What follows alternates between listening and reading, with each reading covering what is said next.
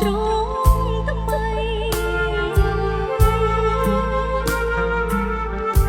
ធ្វើមកដឹកនិស័យជួបគ្នាត្រឹមនឹង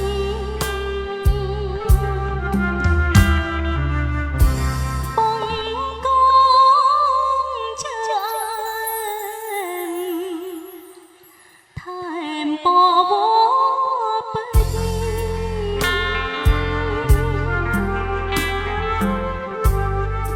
ខ្ញុំសូមផ្លេចប្តីកុំកឹង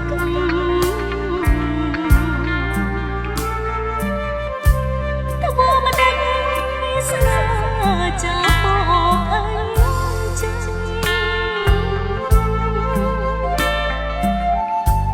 ត្រូវត្រង់ត្រូវប្រឹងថែកូនអើយផងធ្លាប់ជាឡានឡោដោយយកឡានផ្លិត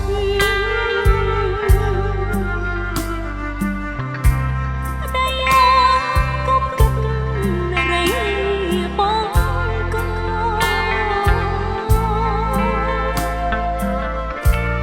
មានញាតិចាប់សា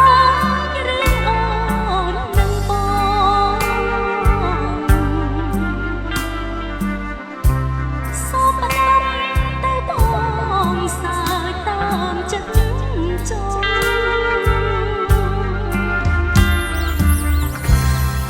មានឈ្មោះជារីស្រីអ្នកចំរៀង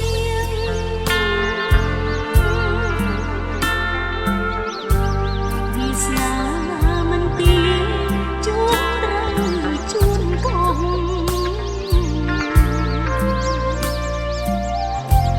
ពេលខ្ទង់សូមណោដូមរៀមដៃប្រងអូនសូមលាឈ្មោះ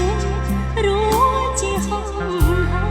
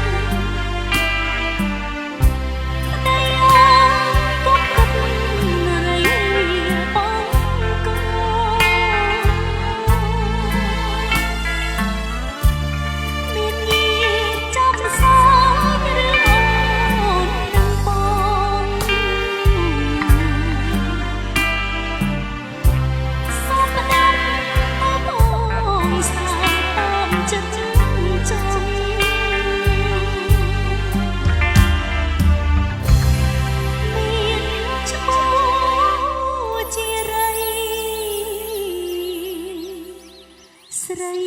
អ្នកច